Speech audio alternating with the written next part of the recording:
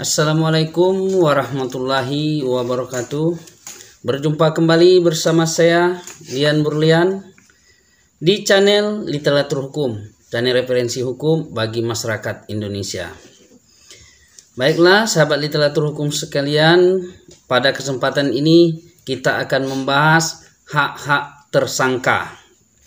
Hak-hak tersangka ini dalam pemeriksaan di tingkat kepolisian.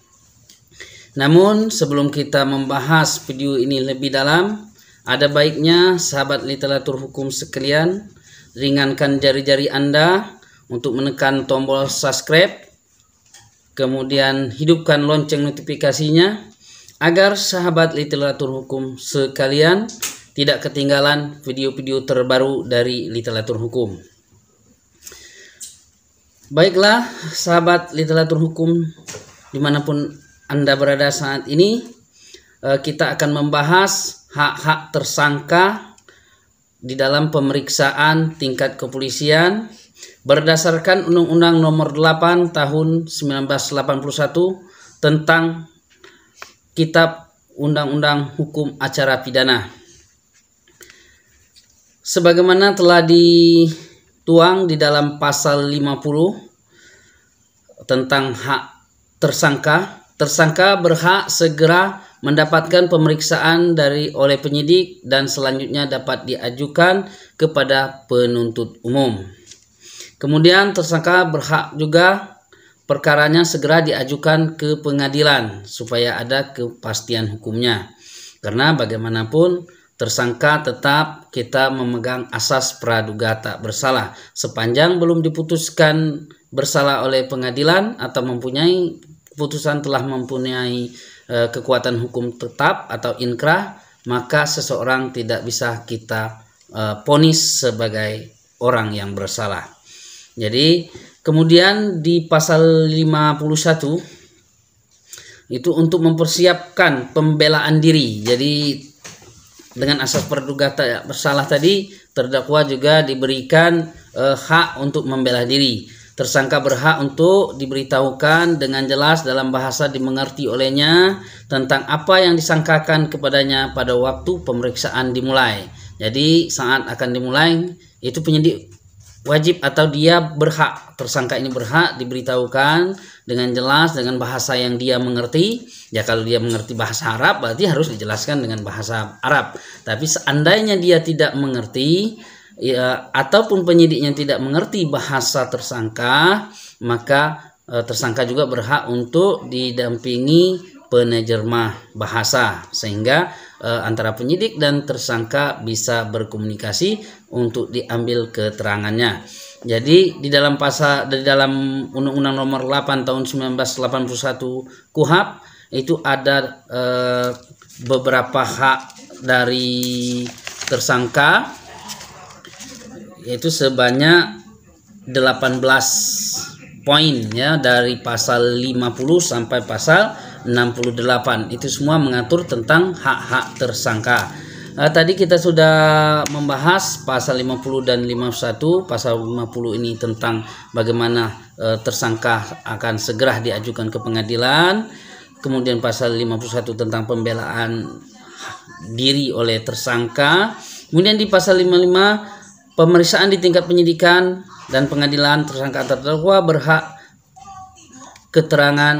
berhak memberikan keterangan secara bebas kepada penyidik atau hakim. Jadi terdakwa ini bebas, tidak ada intimidasi, tidak ada tekanan, dan tidak ada bujuk rayu. Itu bunyi pasal 52, menjamin hak tersangka untuk memberikan keterangan dengan bebas tanpa dipengaruhi oleh siapapun. Kemudian di pasal 53 KUHP, dalam pemeriksaan pada tingkat penyidik dan pengadilan, tersangka atau terdakwa berhak untuk di setiap waktu mendapat bantuan juru bahasa sebagaimana dimaksud dalam pasal 177 ya KUHP. Nah ini tadi sudah saya jelaskan juga, seandainya dia tidak mengerti maka harus ada juru bahasa.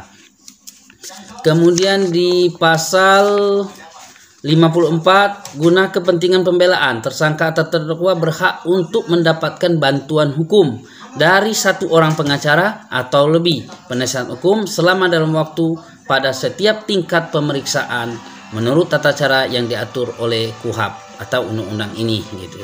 Jadi di pasal 54 ini memberikan hak kepada tersangka atau terdakwa. Bagaimana kalau dia tidak mampu untuk menghadirkan pengacara?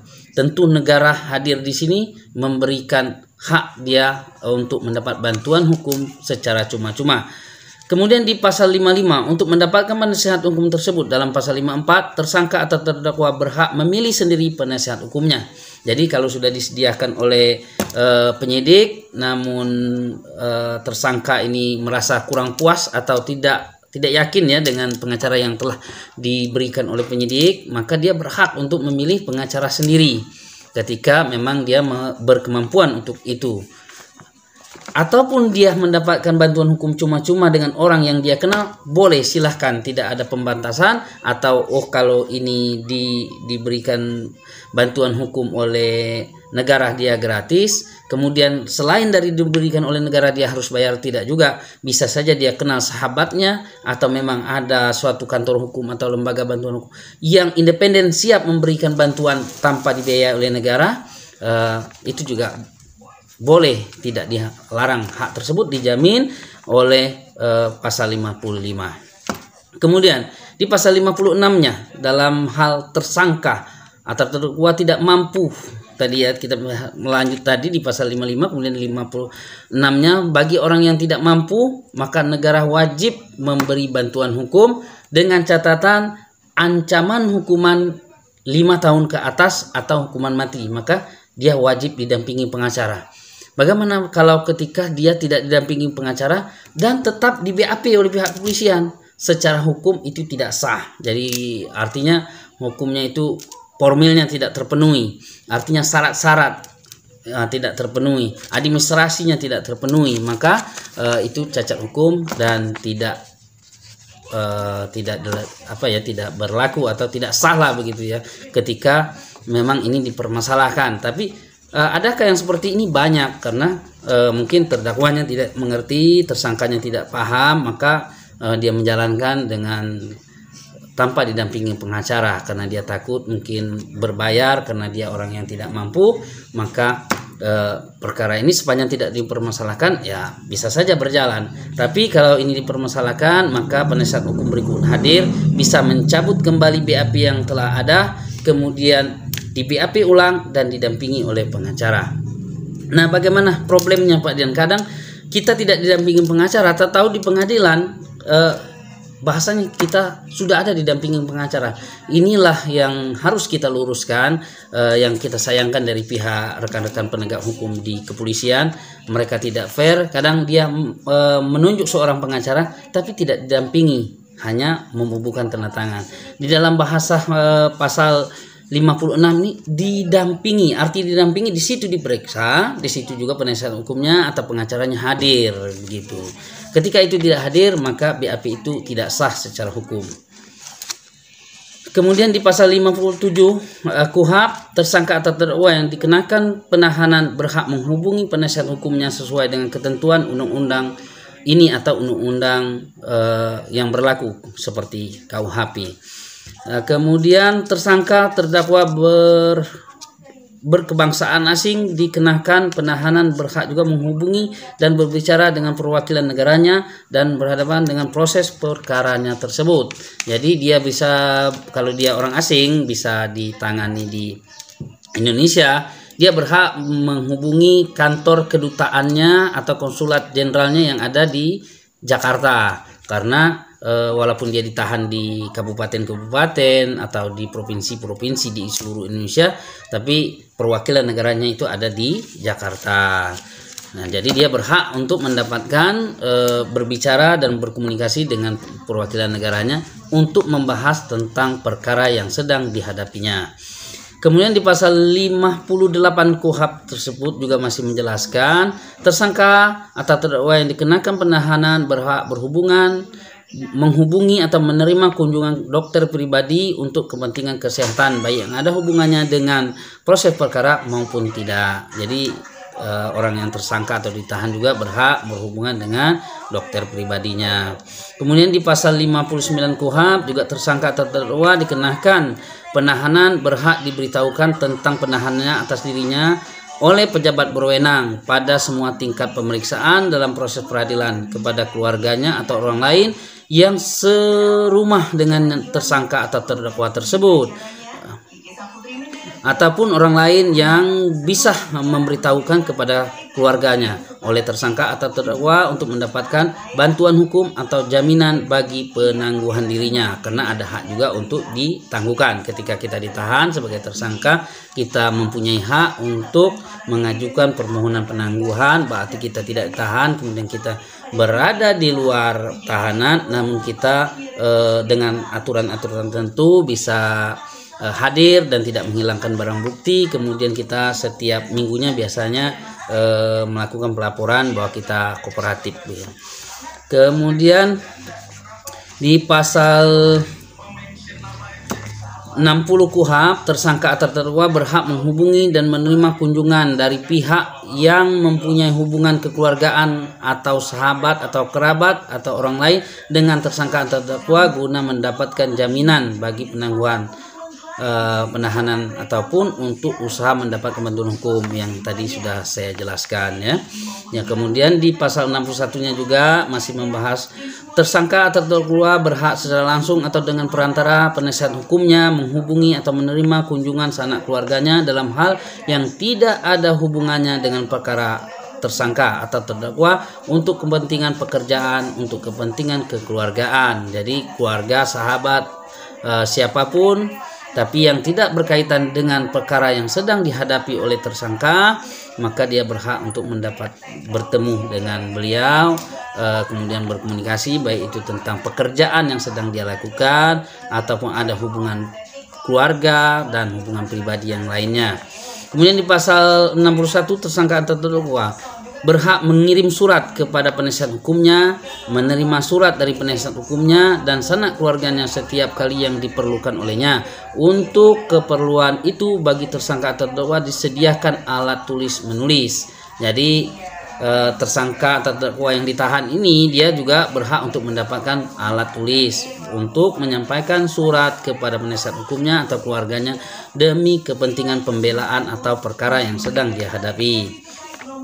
Kemudian surat menyurat tersebut antara tersangka atau terdakwa dengan penasihat hukumnya atau sanak keluarganya tidak diperiksa oleh penyidik atau penuntut umum, hakim atau pejabat rumah tahanan negara, kecuali jika terdapat cukup alasan untuk diduga bahwa surat menyurat itu disalahgunakan oleh tersangka, maka sipir, pegawai LP atau penahanan atau rutan atau polisi atau siapapun yang berkaitan dengan perkaranya boleh memeriksa surat tersebut. Kemudian dalam hal surat tersangka atau terdakwa diteliti atau diperiksa oleh penyidik, penuntut umum, hakim atau pejabat rumah tahanan negara, hal itu diberitahukan kepada tersangka. Jadi tidak bisa juga dia membuka surat kita kemudian membaca diam-diam, tidak bisa. Dia harus memberitahu juga kepada kita sebagai tersangka hak kita.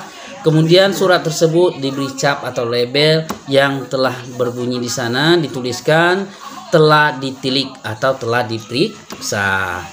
Oke, sahabat literatur hukum sekalian, kemudian tadi ya ada 18 hak-hak tersangka atau terdakwa. Kemudian di pasal 63 kita masih melanjutkan tadi pasal 61, 63, tersangka atau terdakwa berhak menghubungi, menerima kunjungan dari rohaniwan atau dari ustadz kalau kita muslim, kemudian pendeta kalau kita Buddha, kemudian pastor kalau kita Kristen dan tokoh agama-agama yang lain ya. Jadi kita selama ditahan tuh kita berhak dikunjungi oleh ustadz kita, oleh ulama kita, memberikan pencerahan supaya kita tegar, tenang dalam menghadapi proses hukum yang telah kita jalani. Mungkin juga membimbing kita supaya kembali ke jalan yang benar, sehingga selesai proses perkara ini kita tidak akan mengulangi lagi perbuatan-perbuatan tersebut. Kemudian menangguhkan hati kita supaya kita jangan melakukan bunuh diri, melakukan hal-hal yang tidak diinginkan. Karena tidak sedikit tahanan berakhir hidupnya di dalam terali karena mungkin kurang bimbingan dari rohaniwan. Nah, kadang juga ya saya sendiri menyayangkan ya, kami selaku advokat kemudian sering juga sih dihalang-halangi oleh pihak penyidik dengan kepentingan-kepentingan tertentu.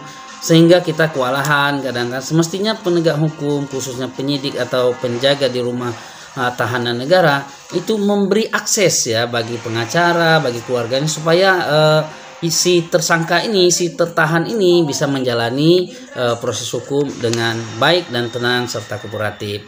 Ini kita tidak tahu juga dari pihak penyidik kadang menghalang-halangi hal tersebut. Kemudian kita berlanjut ya di pasal 64. Terdakwa berhak untuk diadili, disidangkan di pengadilan yang terbuka untuk umum. Jadi kita berhak untuk diadili secara terbuka untuk umum, kemudian mungkin juga diliput oleh pers dan media, karena untuk mengawal proses hukum kita ini supaya kita menjalankan proses hukum ini sesuai dengan prosedur yang telah berlaku. Nah, apakah proses peradilan ini tidak prosedural, Pak Dian? Ini juga banyak yang kita alami. Kita sebagai penasihat hukum sering mengalami hal-hal yang tidak prosedural. Nah kadang saya sering juga sih kadang jengkel ya karena tidak prosedural. Saya bilang Tuhan saja prosedural, kok pengadilan tidak prosedural? Nah ini yang jadi permasalahan besar. Kenapa saya berani bilang begitu? Tuhan Allah Subhanahu wa Ta'ala telah memberikan atib dan rakib untuk mencatat kebaikan dan keburukan kita. Kemudian kita selaku manusia dihisap di akhir masa. Itu membuktikan bahwa Allah dalam menjalankan memberikan hak kepada makhluknya itu prosedural. Ada prosedur yang harus dilalui gitu. Tidak sebegitu saja. Kalau Tuhan berkehendak semuanya bisa. Tapi kenapa dia prosedural? Supaya menjadi contoh bagi kita manusia, sebagaimana ayat Al-Quran yang pertama diturunkan, Iqra, baca. Jadi kita supaya membaca tanda-tanda kebesaran Allah, kemudian kita terapkan dalam kehidupan sehari-hari. Nah ini sangat disayangkan. Tapi ketika ada oknum hakim, oknum polisian, oknum kejaksaan, oknum pengacara tidak prosedural, berarti dia bahayalah, ini lebih dari Tuhan dia kan. Ini yang dia akan rasakan sendiri nanti di akhir hayatnya masing-masing, karena tidak ada yang kekal di dunia. Kemudian kita masuk ke pasal 65 KUHP, di mana tersangka atau terdakwa berhak untuk mengusahakan, mengajukan saksi atau seseorang yang memiliki keahlian khusus guna memberikan keterangan yang menguntungkan bagi dirinya.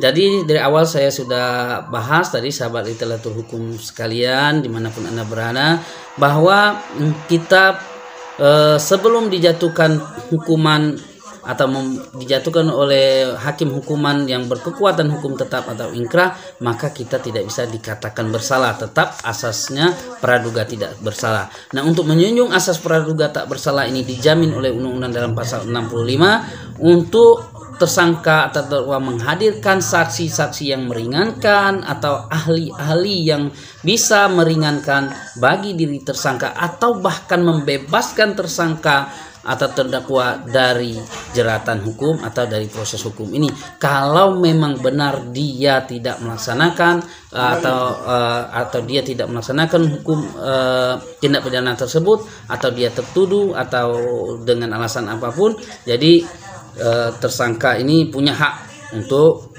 mengajukan saksi yang meringankan atau dengan istilah saksi adecat.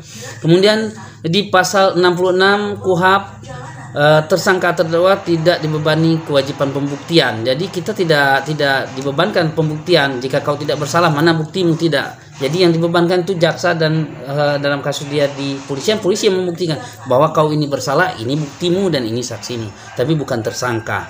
Nah, kemudian di pasal 67 terdakwa ataupun penuntut umum berhak untuk meminta banding terhadap putusan pengadilan tingkat pertama atau tingkat kedua, kecuali terhadap putusan bebas, lepas dan dari segala tuntutan hukuman yang menyangkut masalah kurang tepatnya penerapan hukum dan putusan pengadilan dalam acara cepat.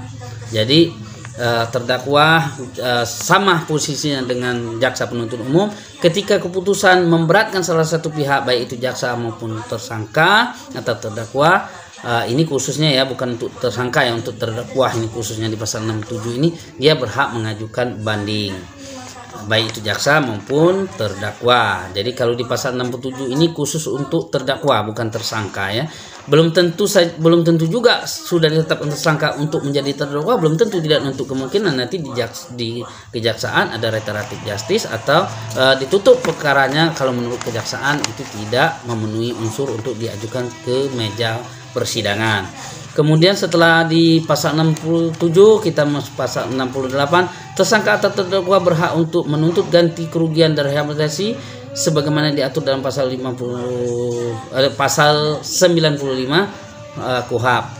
Selanjutnya di pasal 95 tersebut berbunyi tersangka atau terdakwa terpidana berhak menuntut ganti kerugian karena ditangkap, ditahan, dituntut, diadili atau dikenakan tindakan lain tanpa alasan yang berdasarkan undang-undang atau karena kekeliruan mengenai orangnya atau hukuman yang diterapkan oleh hakim. Jadi sangat pra-peradilan ketika kita sudah ditahan, kita punya hak untuk menuntut ganti rugi dan rehabilitas nama baik kita. Jadi tersangka tetap mempunyai hak-hak yang mengikat sesuai dengan undang-undang. Jadi setiap kita yang hadir di dunia ini, di dalam negara kesatuan Republik Indonesia ini telah dilindungi oleh hak-hak konstitusi. Kemudian setelah di pasal 68 tadi tuntutan ganti rugi ya dari pasal 95 ya, dasarnya pasal 68 kita dijunturkan pasal 95 untuk menjelaskan tentang tuntutan ganti rugi. Nah, tuntutan ganti rugi ini oleh tersangka atau ahli waris atau penangkapan, penahanan serta tindakan lain tanpa alasan yang berdasar undang-undang atau karena kekeliruan mengenai orang atau hukum yang diterapkan sebagaimana dimaksud dalam aliran ayat 1 yang perkara tidak dilanjutkan ke pengadilan negeri atau diputuskan di sidang pengadilan negeri sebagaimana dimaksud oleh pasal 77. Jadi kita tidak sembarangan ditahan, ada proseduralnya. Jadi kita kalau merasa diri kita disolimi untuk melakukan check and balance terhadap penyidikan, maka kita diberi hak untuk mengajukan pra-peradilan. Nah, jadi sahabat literatur hukum sekalian, ketika Anda dirugikan di tingkat penyidikan, maka hak Anda bisa mengajukan pra-peradilan. Nah, pra-peradilan ini akan kita bahas dalam segmen berikutnya atau part-part berikutnya.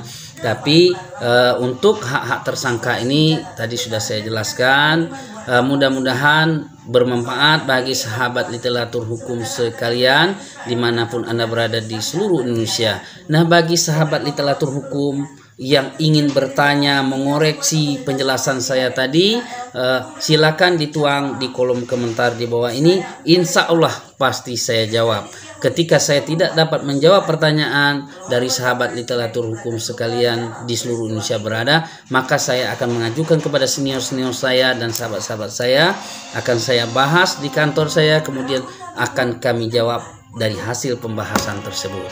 Jadi itulah penjelasan singkat dari saya tentang hak-hak tersangka di dalam proses penyidikan maupun di dalam tingkat penuntutan dan peradilan di persidangan. Jadi akhir kata, wabillahi taufik wal hidayah. Wassalamualaikum warahmatullahi wabarakatuh.